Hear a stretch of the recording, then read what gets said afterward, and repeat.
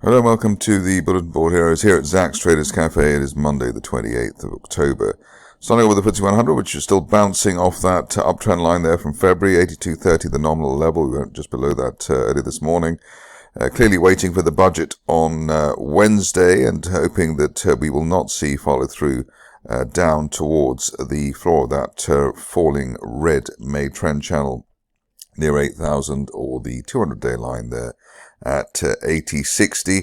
Seems wishful thinking to hope that we won't break that line at some point, but at least for the time being we are bouncing off it. The top of the range here at 83.50, and basically probably waiting, or the best thing is to wait for an end of day close outside those two parameters. RSI below neutral 50 at 46, so that does give a bias to the downside, as does the falling 50-day moving average. Moving on to the DAX, which doesn't have such cliffhangers waiting for it at the moment, apart from the US presidential election. Here we've got a resistance line there, a near-term one there, running through around 19,600. Want to see an end-of-day close above that to give the market a chance of moving up to the top of the rising trend channel from last year at 20,400 by the end of next month. On the downside, not expecting anything lower than 19,300, although we obviously have to factor in a dip to October support and the 50-day line near 19,000. The reason for the relative optimism is the way that the RSI, even on dips over the last month, or in fact 6 weeks, has remained above neutral 50, which is a very strong setup.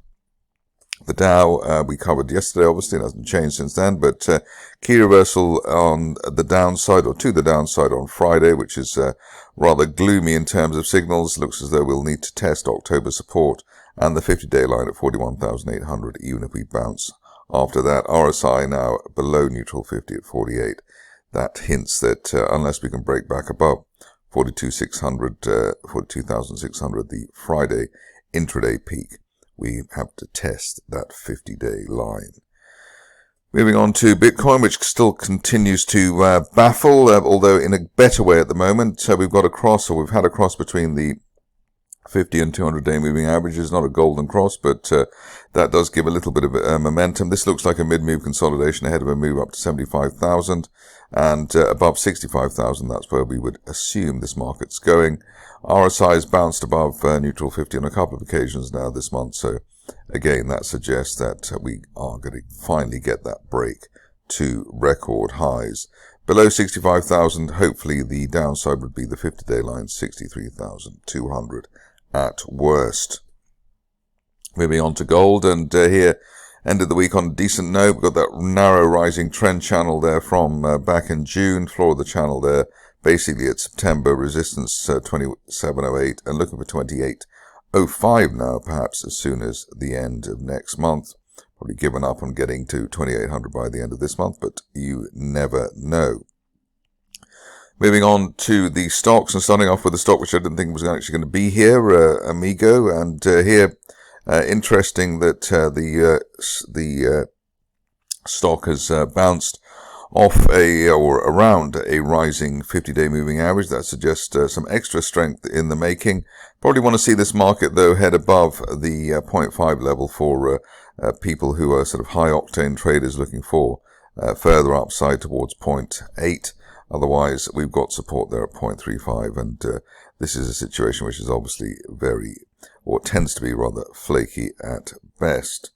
Moving on to the stock of the recent past, at least the stock of the month now, which is EnergyPathways. Everyone taking credit and patting themselves on the back for the rally here, but basically it was a winner from the time we broke the resistance line there around 2.9 pence at the beginning of the month, and then had that bounce above the 50 and 200-day moving averages.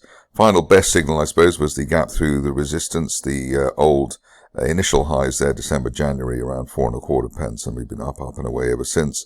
Current situation is that we may have hit the best for at least for the near term. We've got the previous target there at 9.5 pence. Above that, we're looking for 13 pence, a steeper April resistance line projection, but we really need to stay above 9.5 pence on an end of day close basis to hold the latest rally. Obviously, RSI, etc., very overbought, but that doesn't necessarily mean it's going to be the end of the rally. It's just that we've got that 9.5 pence pivot there for the shares ahead of a move to 13 on this particular setup. Ideally, we stay above 8, whatever happens, which was basically Thursday, Friday, or Friday's resistance for the shares. On to Good Energy, which had double news today. One was of a takeover, and obviously we covered the shares just a few days ago.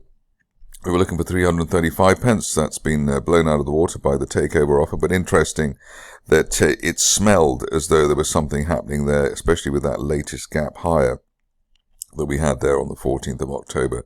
Maybe one or two psychic investors decided to get into the stock at that point.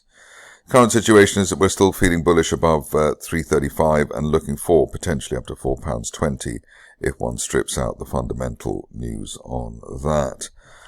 On to MetalsOne, which looks as though it may finally be getting ready to turn around. It's been obviously a rather bleak bear run there, but potential of breaking that little wedge that we've got there from last month. The level there around 0.44, so we want an end of day close above that to give the shares a chance of heading up to the 50-day moving average at 0.57 over the next couple of weeks. RSI has been down to the sub 5 area, so I think it's probably examined the downside enough for the near term. Best case scenario is that we head up to the top of the broadening triangle base there at 0.85 by the end of next month, but at the moment obviously that does feel as though it is quite a long way away. Good to see Ondo back, which I think I charted quite recently. You can see that we had a what I call a sideways shuffle above a rising 50-day line ahead of the move higher today. We also had a gap in the mix as well, and looking for that initial target there at 17 3/4 pence at the 200-day moving average. After that, as high as 23 or 24 pence by the end of next month, which is the upper parallel of that April resistance line projection. On the downside, don't want to see anything really back below 15 pence, which was the September initial resistance. On to Pantheon, which is back, rather surprisingly, and here we've got the shares, successfully bounced along the bottom. Interesting that the 50-day line just starting to rise today, so that suggests that it's early days for the move higher. Above, but what we'd like to see today is an end of day close above 18.4 pence. If we can do that, then it's the top of that rising trend channel base, near to 22 pence over the next couple of weeks. Best case up to the 200-day line at 24 pence by the end of next month. But the key here is staying above that 50-day line, whatever happens. On to Rome, where I think I was the first person to try and take credit for the move already, but the first person to bring 0.5 pence into the mix here. Rising trend channel there from the start of proceedings after the Pathfinder RTO, and the current situation is we're looking for 0.5 pence, or we were, by the end of next month, while we're above recent resistance there at 0.35. Perhaps one can narrow it a bit more up to the 0.38 level of today, but ideally, we just say above 0.35, looking for 0.5 on Rome Resources. Got the return of Roquefort after a long time, and here a nice V-shaped turnaround there.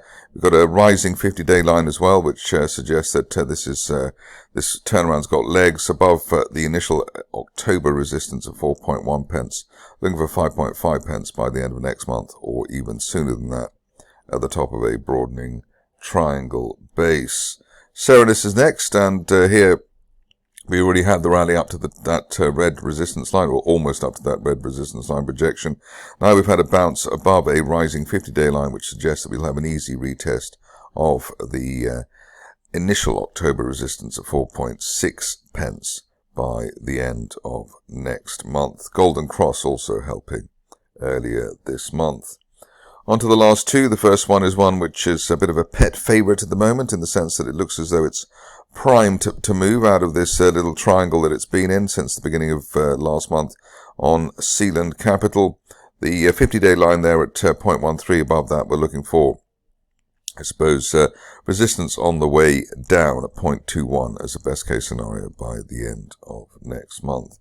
Finishing off with a rather bigger stock than I normally look at, which is Trainline. I have had many PTSD-inducing experiences on the tracks, but one of the bonuses at the moment with Trainline is that we've had a decent breakout there through the 350 pence resistance zone, and above that looking for £4.20 by the end of next month. 50 and 200 day lines both rising at the moment, probably a week or two away from a golden cross. And you can see previously we had double and triple bounces off the RSI 50 level after the bear trap gap reversal at the middle of September. So basically multiple positive charting signals there ahead of the current break higher, and then hopefully this will follow through.